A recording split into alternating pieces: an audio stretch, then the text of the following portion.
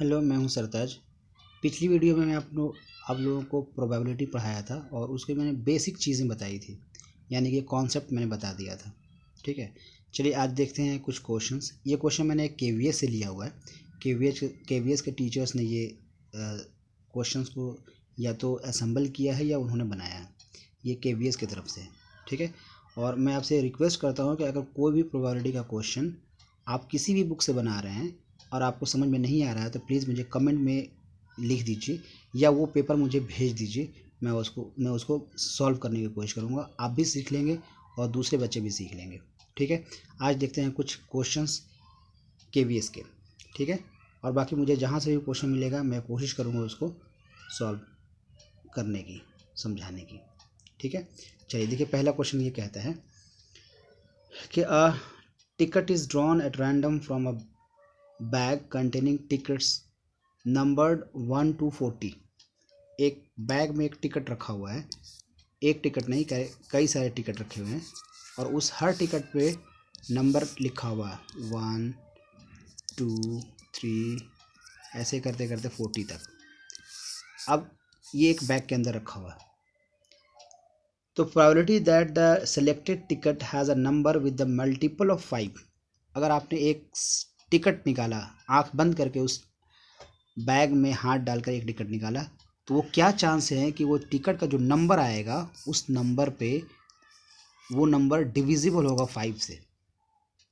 ठीक है, यानी कि क्या चांस है कि वो 5 हो या 10 हो या 15 हो, 20 हो, 25 हो, 30 हो, 35 हो या 30 या 40 हो। ठीक है, तो ये इतना ही चांस है, इसके अलावा तो और दूसरा कोई चांस हो नहीं सकता है। ठीक है, तो कितने हो गए, यानी फेवरेबल कितने हैं जो आपके फेवर में है? तो आपके फेवर में है 1 2 3 4 5 6 7 8, यानी टोटल वैसे नंबर जो 8 से डिवाइड हो जा रहे हैं, सॉरी 5 से जो डिवाइड हो रहे हैं वो है 8, और टोटल कार्ड्स कितने हैं 40। तो ये आपका आंसर हो गया 8/40, यानी 1/5। तो इसका 1/5 जहाँ भी है ये इसका आंसर होगा, यानी कि बी ऑप्शन है। ठीक है, अब नेक्स्ट क्वेश्चन देखते हैं। Which of the following can not be the probability of an event. कह रहा है कि कौन इसमें से प्रोबेबिलिटी हो ही नहीं सकता। आपको बता दूं कि प्रोबेबिलिटी हमेशा 0 से ज़्यादा और 1 से कम होता है। हालांकि 0 भी प्रोबेबिलिटी होता है और 1 भी होता है। हम 0 और 1 को इंक्लूड करके बात कर रहे हैं। ठीक है, यानी कि प्रोबेबिलिटी 0 भी हो सकती है और प्रोबेबिलिटी 1 भी हो सकता है। जैसे कि अगर मैं पूछूं कि कल फ्राइडे होने का चांस क्या है, 0, क्योंकि कल फ्राइडे हो ही नहीं सकता, नॉट पॉसिबल। अगर आपने एक डाइस को फेंका और कह दिया 10 आने का चांस क्या है, तो नॉट पॉसिबल। क्यों? क्योंकि 0 उसमें कितनी बार है, 0 टाइम, तो 0/6 यानी 0। ठीक है, उसी तरह से 1 भी हो सकता है। जैसे कि मैंने एक डाई को थ्रो किया और मैंने पूछा कि 1 से लेकर 6 के बीच में नंबर आने का चांस क्या है, तो 1 से 6 के बीच में कितने नंबर है टोटल, 6, और टोटल 6 है, तो 6/6 1। तो 1 भी आ सकता है, 0 भी आ सकता है, लेकिन आम तौर पे जब 0 होगा तो उसका प्रोबेबिलिटी को कोई माने मतलब नहीं है, और 1 हो तो उसका भी कोई माने मतलब नहीं है। अगर कोई डाई को थ्रो किया और कह दिया कि 1 2 3 4 5 या 6 आने का चांस क्या है, तो भाई इसमें तुम चाह क्या रहे हो, कोई भी आने का तो कोई ना कोई तो आएगा ही आएगा। ठीक है, तो हम लोग कोई पर्टिकुलर चीज़ जानना होता है तभी प्रोबेबिलिटी निकालते हैं, तो उसका कोई माने मतलब है नहीं। लेकिन ये नहीं है कि वो होता नहीं है, तो 0 भी प्रोबेबिलिटी होती है और 1 भी होता है। क्लियर है ये? तो पूछा हुआ कि कौन इससे प्रोबेबिलिटी हो ही नहीं सकता, तो यहाँ पे देखिए 1.5 यानी 1 से ज़्यादा है, नॉट पॉसिबल। 7/5 ये भी 1 से ज़्यादा है, नॉट पॉसिबल। 125% ये भी 100% से ज़्यादा है, ये भी नॉट पॉसिबल। इसका सही आंसर होगा D. An event is very unlikely to happen. कोई एक इवेंट है जो बहुत ही कम चांस है कि वो हो। Its probability is closest to, तो उसका प्रोबेबिलिटी क्या होगा, तो 0.0001, 0.001, 0.01, 0.1, तो ऑब्वियसली बहुत कम चांस है, तो इसका आंसर होगा ए। क्लियर है? अब देखिए, a man is known to speak truth 3/4 time. जब 4 बार बोलता है तो 3 बार सही बोलता है, यानी एक बार झूठ भी बोलता है, तो झूठ की प्रोबेबिलिटी कितनी हो गई, 1/4। अब देखते हैं, यही तो नहीं पूछ दिया है। He throws a dice and a number other than 6 comes up. अब देखिए, अब वो एक डाई को थ्रो किया और उस पर 6 आ गया, तो क्या the probability that he report is a 6, तो क्या चांस है कि वो 6 को 6 ही कहा होगा, यानी कि झूठ बोला होगा, ठीक है ना। तो वो सच बोलता है 1/4, सॉरी झूठ बोलता है 1/4, सच बोलता है 3/4। तो जब 3/4 सच बोलता है तो 1/4 झूठ बोलता है। ये कैसे निकाला देख लीजिए। अगर मैंने कल आपको बताया था कि टोटल प्रोबेबिलिटी 1 होती है, ठीक है, 1 से ज़्यादा नहीं होता है और 0 से कम नहीं होता है, तो प्रोबेबिलिटी की पहचान है। लेकिन अगर टोटल प्रोबेबिलिटी की बात की जाए, झूठ बोलने का और सच बोलने का दोनों को ऐड कर दें तो 1 होगा। अगर बैग में 2 तरह के बॉल हैं, ग्रीन और येलो, तो ग्रीन बॉल आने का चांस प्लस येलो बॉल आने का चांस, दोनों को ऐड कर दें तो होगा 1। यानी कि जितनी प्रोबेबिलिटी है, अगर 4 बॉल रखे हुए हैं, 4 अलग अलग किस्म के बॉल रखे हुए हैं, तो हर किस्म के बॉल की प्रोबेबिलिटी को अगर ऐड कर दें तो 1 ही होगा। तो यहाँ पे देखिए, वो झूठ बोलता है या सच बोलता है, यही तो है। अगर वो सच बोलता है 3/4, सॉरी, वो सच बोलता है 3/4, ठीक है, तो झूठ कितना बोलता है, उसमें से 1 से माइनस कर देते हैं, तो ये हो गया 4 1 4, यानी 1/4, ठीक है।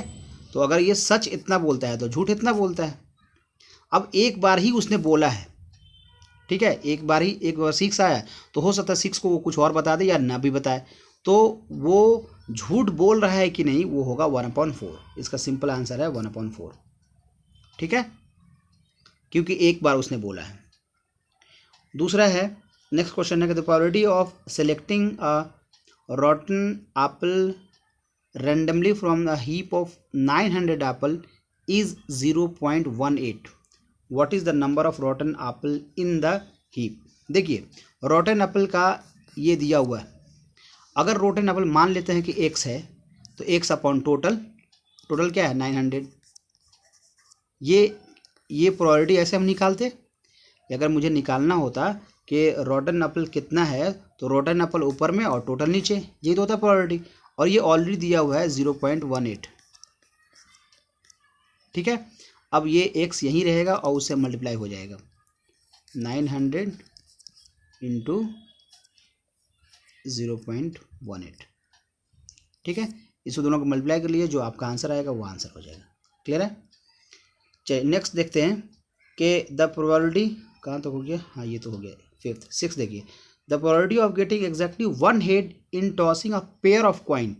2 कॉइन को आपने टॉस किया, 2 कॉइन को टॉस करेंगे तो क्या क्या आएगा, एक तो आएगा टेल टेल, हेड हेड, ये तो आएगा ही आएगा, टेल हेड हेड टेल, यही तो है। यही 4 चीज़ में से आपसे पूछा हुआ है कि the probability of getting exactly 1 head, एक हेड से ज़्यादा आए ही नहीं, तो एक हेड से ज़्यादा आए ही नहीं, तो एक तो यहाँ पे हो गया, एक यहाँ पे हो गया, बस 2, तो ये हो गया 2/4, ठीक है। 2/4 को 1/2। उसके बाद क्वेश्चन नंबर 7 देखिए, cards being numbered, card bearing numbers 3 to 20 are placed in a bag and mixed thoroughly. A card is taken out from the bag at random. What is the probability that the number on the card taken out is an even number? क्या chance है कि वो even number होगा। देखिए cards कितने हैं आपके पास, तो कार्ड्स हैं, थोड़ा सा रुक जाइए, इसको मैं, वो छोटा हो जाने की वजह से मुझे परेशानी हो रही देखने में।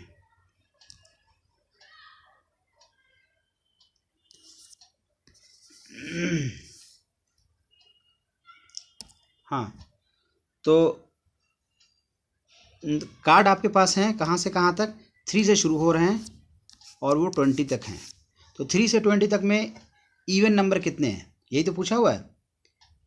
अ card is drawn, a card is taken out from the bag at random, what is the probability that the number on the card taken out is a even number. यहाँ से इवन शुरू कर दीजिए आप। एक तो हो गया 4, 6, 8, 10, 12, 14, 16, 18 और 20। अगर ये MCQ ना होता ना तो आपको ऐसे लिखना पड़ता, और ये आपको यहाँ पे ऐसे लिख करके दिखाना होता। ये 1 2 3 4 5 6 7 8 9, आपको 9 है ये 9 ऐसे लिख करके दिखाना होता। लेकिन ये MCQ है, इसलिए आप इसे रफ में कर लीजिए और इसे शो करने की कोई ज़रूरत नहीं है। तो 9 हो गए। और टोटल कार्ड्स कितने हैं आपके पास? 17, क्योंकि 1 to 20 होता है, 20 तक हो जाता, लेकिन उसमें से 1 और 2 तो है ही नहीं, तो ये 18 होगा ये, क्योंकि 3 से 3 को काउंट करना, 3 तो कार्ड है उसके अंदर, तो 3 से शुरू कीजिए, 3 4 5 6 7 ऐसे कीजिएगा, तो 1 और 2 नहीं है, सिर्फ 2 कार्ड नहीं है 1 to 20 में, तो ये 18 हो गया। ये आंसर आया 1/2, कट पिट कीजिएगा 1/2 आएगा। ठीक है, तो इस तरह से ये सब क्वेश्चन है आपके। अब एक और क्वेश्चन देखता हूँ कि the probability of non leap year having 53 Monday. देखिए ये क्वेश्चन थोड़ा सा, लीप ईयर और नॉन लीप ईयर क्या होता है। ऐसे आम दिनों में जो ईयर होता है उसमें 365 डेज होता है, ठीक है ना। और 365 डेज को अगर आप कन्वर्ट करें, 365 को कन्वर्ट कर दें आप 7 से। क्यों 7 से हम डिवाइड कर रहे हैं? क्योंकि 7 दिन में एक दिन संडे मंडे ट्यूसडे वेडनेसडे ऐसे करके पूरा 7 दिन होता है। तो ऐसा पेयर अब कितना बन जा रहा है, ठीक है। वैसे अब निकाल ले रहा हूँ मैं, तो 7 5 ज़ा 35, 1 कैरी, 7 2 ज़ा 14, 1। अब देखिए 52 तो ऐसे होंगे जिसमें सैटरडे पूरा 7 दिन होगा। 52 वीक ऐसा होगा जो उसमें सब सारे दिन इंक्लूड होंगे। लेकिन अब ये एक बच रहा है, अब वो एक कौन सा हो सकता है? एक मंडे भी हो सकता है, एक ट्यूसडे भी हो सकता है, Wednesday Thursday Friday Saturday Sunday कुछ भी हो सकता है। तो एक हो सकता है और होने का चांस कितने हैं? 7। तो ये इसका आंसर होगा 1/7। अगर ये सिर्फ मंडे के केस में नहीं, ये ट्यूसडे के केस में भी ऐसा ही होगा। अगर पूछता है कि what is the probability that it would be Sunday, तब भी यही होता, मंडे तब भी वही होता, फ्राइडे तब भी वही होता, ठीक है। तो और अगर रिमाइंडर अगर 2 होता तो ये होता 2/7, 3 होता तो 3/7। क्लियर है ये? तो इसका आंसर होगा 1/7। चलिए दूसरा देखते हैं, question number 9। An experiment whose outcome has to be among a set of event that are completely known but whose exact outcome is unknown। तो उस केस में क्या होगा?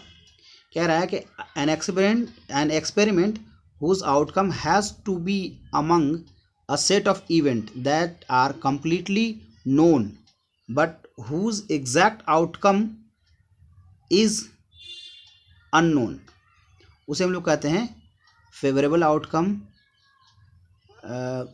डी क्या क्या ऑप्शन है, मैं पढ़ नहीं पा रहा हूँ। सैम्पल स्पेस तो टोटल को कहते हैं।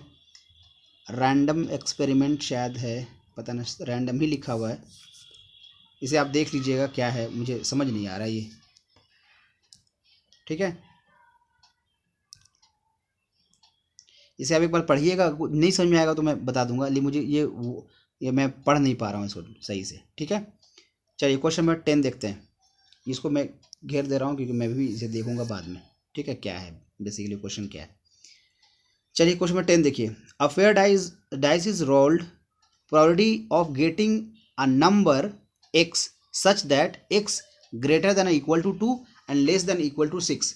एक डाई को आपने फेंका है और उस पर नंबर आना है, वो 1 भी हो सकता है या 1 से ज़्यादा भी हो सकता है, और 6 से कम हो सकता है या 6 ही हो सकता है।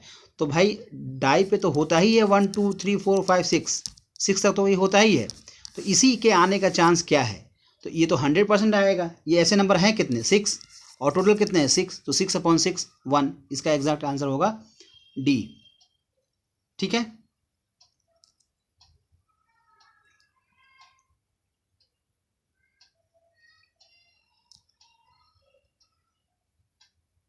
है ना? तो ये आप देख लीजिए। इसको ये वाले क्वेश्चन में मुझे ये समझ में नहीं आ रहा है, ये मैं पढ़ नहीं पा रहा हूँ। Sample an experiment whose outcome has to be among a set of event that are completely known. Sample space whose exact outcome is unknown. Outcome क्या है वो तो मुझे नहीं मालूम, लेकिन वो जो जो आ सकता है उसे हम लोग सैम्पल स्पेस कहते हैं, ठीक है।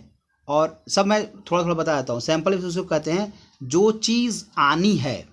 अगर आपने एक डाई को फेंका तो 1 2 3 4 5 6 यही आ सकता है, तो इसे हम कहते हैं सैम्पल स्पेस। और जो आपसे पूछा गया है उसे हम लोग कहते हैं फेवरेबल आउटकम, ठीक है। या उसे हम लोग कहते हैं दूसरा नाम उसका क्या है, फेवरेबल आउटकम, शायद एक और नाम है उसमें मुझे याद नहीं, डीमेंटरी इवेंट, ये इसका ये प्रोबेबिलिटी में है ही नहीं, इसको हटा दीजिए। रैंडम एक्सपेरिमेंट कहते हैं कि आपने एक्सपेरिमेंट किया, कोई डाई को रोल किया तो डाई को आपने फेंका, वो कहलाएगा रैंडम एक्सपेरिमेंट। आपने एक 52 कार्ड्स होते हैं उसमें से आपने शफल कर दिया तो शफल को कहेंगे रैंडम एक्सपेरिमेंट, ठीक है।